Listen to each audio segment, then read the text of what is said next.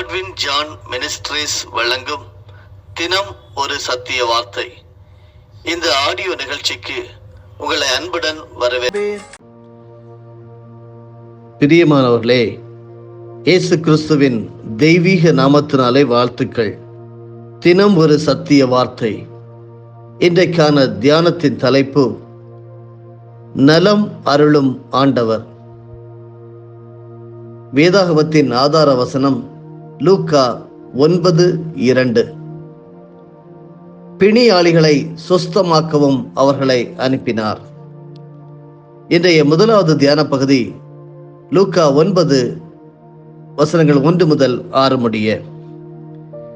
இயேசு தம்முடைய 12 சீஷரையும் வரவழைத்து சகல பிசாசுகளையும் துரத்தவும் வியாதி உள்ளவர்களை குணமாக்கவும் அவர்களுக்கு வல்லமையும் அதிகாரமும் கொடுத்து தேவனுடைய ராஜ்யத்தை குறித்து பிரசங்கிக்கவும் பிணியாளிகளை சொஸ்தமாக்கவும் அவர்களை அனுப்பினார். அப்பொழுது அவர் அவர்களை நோக்கி, வழிக்கு தடியையாவது பையையாவது அப்பத்தையாவது காசையாவது எடுத்துக்கொண்டு போக வேண்டாம், 2 அங்கிகளை கொண்டு போகவும் வேண்டாம். எந்த வீட்டில் பிரவேசிக்கிறீர்களோ அங்கே தங்கி அங்கிருந்து புறப்படுங்கள். உங்களை ஏற்றுக்கொள்ளாதவர்கள் எவர்களோ அவர்களுடைய ஊரை விட்டு நீங்கள் புறப்படும் போது அவர்களுக்கு சாட்சியாக உங்கள் கால்களில் படைந்த தூசியை உதறி போடுங்கள் என்றார். அவர்கள் புறப்பட்டு போய் கிராமங்கள் தோறும் திரிந்து எங்கும் சுவிசேஷத்தை பிரசங்கித்து பிணியாளிகளை குணமாக்கிறார்கள். நலம் அருளும் ஆண்டவர். உலகத்தின் படைப்பாளரான நம்முடைய தேவன் தனது படைப்புகள் அனைத்திற்கும் நலம் அருளி பாதுகாப்பை வழங்குகிறவர். ஆண்டவர் அருளும் ஆற்றல் ஆரோக்கியமற்ற மனுக்குலத்திற்கு அமைதியையும் உடல் நலனையும் கொண்டு வருகிறது. இந்த அமைதி வன்முறையால் கிடைப்பதன்று, மாறாக நீதியுடன் கூடிய அமைதியாகும் என்று சங்கீதம் 85:10 படிக்கிறோம். இதனை தேவன் தம்முடைய விசுவாசிகளுக்கு கொடுக்கிறார். இந்த அமைதி மனிதனின் உடல் நலனை வளப்படுத்துகிறது. நற்செய்தியின் வாயிலாக அதனை நாம் பெற்றுக்கொள்கிறோம். இயேசு தனது சீடர்களை பணிக்காக தெரிந்தெடுத்து தேவனுடைய ராஜ்யத்தை குறித்து பிரசங்கிக்கவும் நோயாளிகளை குணப்படுத்தவும் கிராமங்களுக்கு அனுப்பினார். இயேசுவின் இத்தகைய செயல்பாடுகளை சீடர்கள் கிராமங்களில் மக்களுக்கு போதித்தனர். உள நலனுடனும் உடல் நலனையும் பெற்று வாழ்வது மனிதரின் வாழ்வில் சிறப்பானதாகும். தேவன் உடல் நலம் அருளும் சிறந்த மருத்துவர். அருமையானவர்களே, அவர் நம்மை குணமாக்குகிறார் என்று ஓசியா 6:1 நற்செய்தியின் வாயிலாக படிக்கிறோம். நம் காயங்களை ஆற பண்ணுகிறார் என்று எரேமியா 30:17 படிக்கிறோம். குணமாக்கும் திருப்பணிகளை நிறைவேற்றுவது நற்செய்தி பணியின் ஒரு பகுதியாகும். இன்று நலம் அருளும் ஆண்டவர் மருத்துவர், தாதியர் மற்றும் மருந்துகள் வாயிலாக தம் குணமாக்கும் ஆற்றலை மக்களுக்கு வெளிப்படுத்துகிறார். டாக்டர் ட்ரீட்ஸ், காட் ஹீல்ஸ் என்று சொல்லி ஒரு ஆங்கில பழமொழி உண்டு. மருத்துவர்கள் நமக்கு சிகிச்சை கொடுக்க முடியும், ஆனால் குணப்படுத்துபவர் நம்முடைய ஆண்டவர் மாத்திரமே. இதை திருமறையில் இணைக்கப்பட்டிருக்கும் சீராக் 38ஆம் அதிகாரம் ஆண்டவர் மருத்துவருக்கு அறிவாற்றலையும் நிலத்திலிருந்து மருந்து வகைகளையும் தருகிறார் என்று வலியுறுத்துகிறது.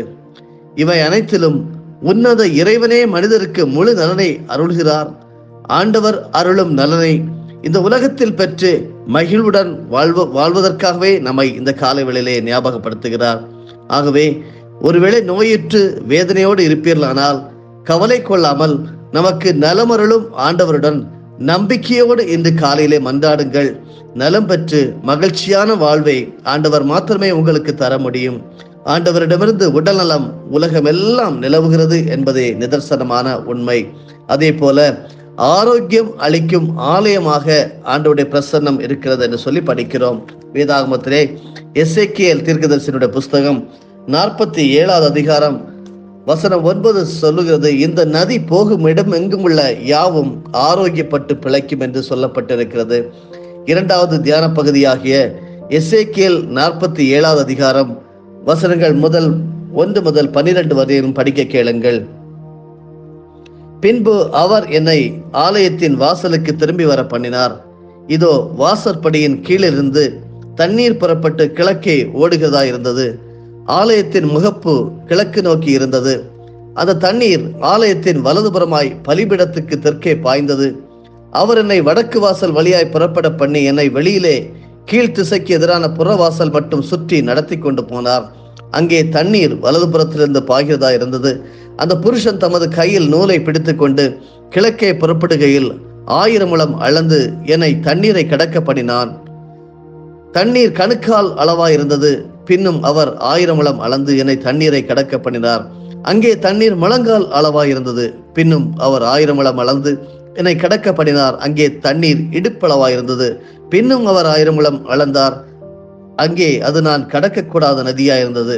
தண்ணீர் நீச்சாளமும் கடக்க முடியாத நதியுமாயிருந்தது. அவர் என்னை நோக்கி, மனுபுத்திரனே, இதை கண்டாயா என்று சொல்லி என்னை நதியோரமாய் திரும்பி நடத்தி கொண்டு போனார். நான் நடந்து வருகையில் இதோ நதியோரத்தில் இக்கரையிலும் அக்கரையிலும் வெகு திரளான விருட்சங்கள் இருந்தது. அவர் என்னை நோக்கி, இந்த தண்ணீர் கிழக்கு தேசத்துக்கு புறப்பட்டு போய் வனாந்தர வழியாய் ஓடி கடலில் விழும். இது கடலில் பாய்ந்து விழுந்த பின்பு அதன் தண்ணீர் ஆரோக்கியமாகும்.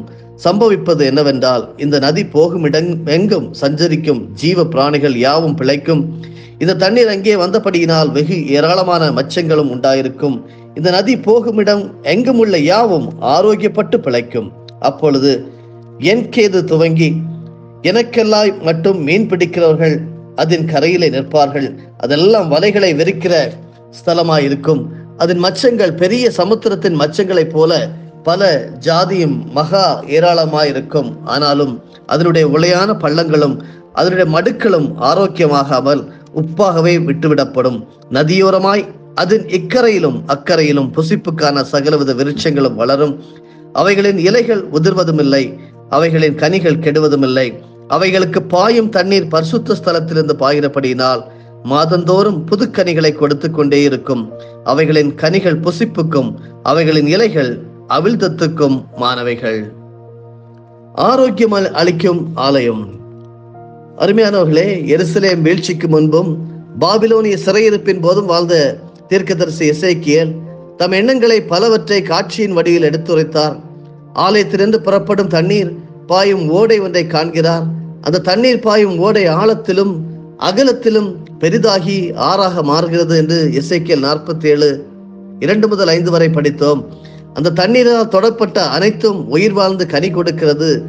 6 சவக்கடலில் பாய்ந்து சாவிலிருந்து விலக்குகிறது. பரிபூர்ண வாழ்வும் நலவும் ஆண்டவரிடமிருந்து உலகுக்கு கொண்டு வருவதே இந்த நதியின் நோக்கமாகும் என்று எசேக்கியேல் 47:12 கற்றுத்தருகிறது. தோட்டத்திற்குள் நீர் பாய்வதற்காக ஏதேனிலிருந்து ஆறு ஒன்று ஓடிக்கொண்டிருந்ததையும் புதிய எருசலேமில் ஆண்டவருடைய அரியணையிலிருந்து பாயும் தண்ணீருக்கும் ஒப்பாய் இந்த காட்சியும் விளக்கப்பட்டுள்ளது. வெளிப்படுத்தல் 22வது அதிகாரத்திலே முதல் 2 வசனங்களிலே. இந்த உலகில் வாழும் பரிசுத்தவான்கள் ஆண்டவரின் ஆலயமாய் இருக்க அழைக்கப்பட்டுள்ளனர். 1 கொரிந்தியர் 3வது அதிகாரம் வசனம் 16 நமக்கு கற்றுத்தருகிறது. நம்முடைய உடல் என்பது ஆண்டவர் வாழும் ஆலயம். பரிசுத்த ஆவியானவருக்கு ஒப்பாக தண்ணீர் இருக்கிறது. இயேசு கிறிஸ்துவுடன் நம்பிக்கை கொண்டு வாழ்வோரின் உள்ளத்திலிருந்து வாழ்வு தரும் தண்ணீர் ஆறாய் பெருக்கெடுத்து ஓடும் என்று சொல்லி யோவான் 7:38 நாம் படிக்க முடிகிறது. இந்த ஆண்டவருடைய வார்த்தையாகிய மன்னா மற்றும் தண்ணீராகிய பரிசுத்த ஆவியானவர் இவைகளை பெற்று சான்றுடன் வாழும்போது, சாட்சியுடன் வாழும்போது ஆண்டவர் அருளும் நன்மைகளை இந்த உலகில் பெற்று நாம் நலமுடன் ஆரோக்கியமாக வாழலாம். அருமையானவர்களே, நன்மைகளை பெறும் நாம் ஆண்டவர் வாழும் ஆலயமாக இருக்கிறோம். நமது வாழ்வு ஆரோக்கியமின்றி வாழும் மக்களுக்கு ஆரோக்கியம் தரும் மருந்தாக அமைதல் வேண்டும். இத்தகைய வாழ்வினை உலகில் வெளிப்படுத்தி மகிழ்வுடன் வாழ இந்த காலை சத்தியம் நம்மை அழைக்கிறது. இறை ஆற்றலும் பரிசுத்த ஆவியானவரின் துணையும் இருந்தால் கரைக்கு ஈரம் கொடுக்கும் நதிகளாய் நாம் நடந்து செல்ல முடியும் என்பதே நிதர்சனமான சத்தியம். நலமருளும் ஆண்டவரிடம், ஆரோக்கியம் அளிக்கும் ஆண்டவரிடம் நாம் மன்றாடுவோமா? பரிசுத்தமுள்ள நல்ல தந்தையே, ஆண்டவராகிய இயேசு கிறிஸ்துவின் மூலமாக உம்மிடம் வருகிறோம். நீர் நல்லவர், பரிசுத்தர், போதுமானவர். ஆண்டவரே, குணமாக்கும் அந்த நல்ல பண்பு உம்மிடம் இருந்தது. நீர் உம்முடைய ராஜ்யத்தை குறித்து பிரசங்கிக்கவும் பிணியாளிகளை சொஸ்தமாக்கவும் உடைய சீஷர்களை கிராமங்கள் தோறும் அனுப்பினரே. நாங்கள் எல்லாரும் மன அமைதியுடனும் நல்ல ஆரோக்கியம் பெற்று வாழவும் நீர் விரும்புகிறீர் என்று சொல்லி நாங்கள் கற்றுக்கொள்கிறோம். நீர் எங்களை குணமாக்குகிற தேவன், நீர் எங்களுடைய காயங்களை ஆற பண்ணுகிற தேவன். இப்பொழுது என்னோடு ஜெபித்துக் கொண்டிருக்கக்கூடிய ஒவ்வொரு சகோதரனையும் சகோதரியும் பிள்ளையையும் உடைய கரங்களை தருகிறோம்.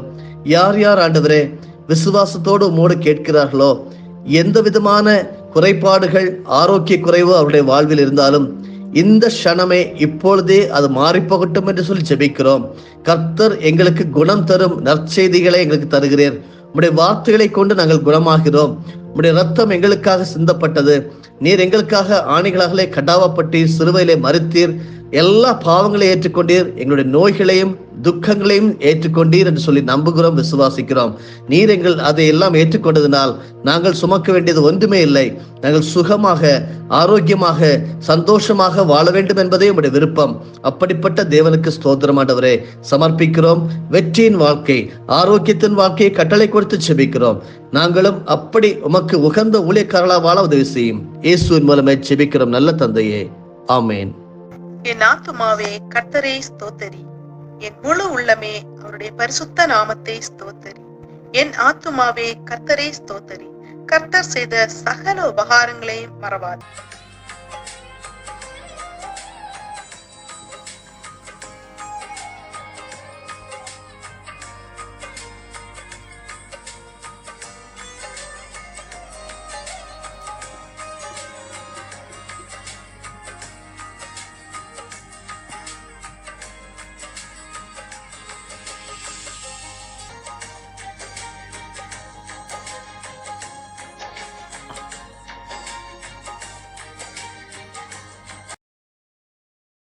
நம்முடைய ஆண்டவராகிய இயேசு கிறிஸ்துவின் மூலமாக உங்களை நாங்கள் மனமாற ஆசீர்வதிக்கிறோம்.